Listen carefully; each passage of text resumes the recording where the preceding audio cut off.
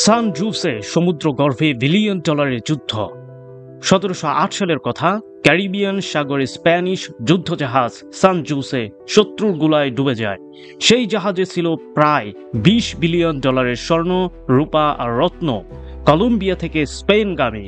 3 শতাব্দী পর 2015 সালে কলম্বিয়ার নৌবাহিনী সেই জাহাজের ধ্বংসাবশেষ খুঁজে পায়। সেই থেকেই শুরু হয় এক রোমাঞ্চকর আইনি যুদ্ধ। স্পেন বলে জাহাজ আমাদের, কারণ এটা আমাদের নৌবাহিনীর ছিল। কলম্বিয়া বলে এটা আমাদের জলসীমার, তাই খনিজ সম্পদ আমাদের। এবং একটি আমেরিকান কোম্পানি দাবি করে আমরাই আগে সন্ধান পেয়েছিলাম, তাই আমাদের একটা অংশ চাই। বিশ্বের সবচেয়ে দামি জাহাজডুবির ঐতিহাসিক ধন এখন শুধু ইতিহাস নয়, এটা এখন আইনি, নৈতিক এবং কূটনৈতিক টানাপোড়েনের কেন্দ্র। জাহাজ উত্থান না হলে এই ধনের ভাগাভাগি হবে না, কিন্তু যদি তোলা হয় কে পাবে তাকে? এই প্রশ্নে এখনো আন্তর্জাতিক বিতর্ক তুঙ্গে।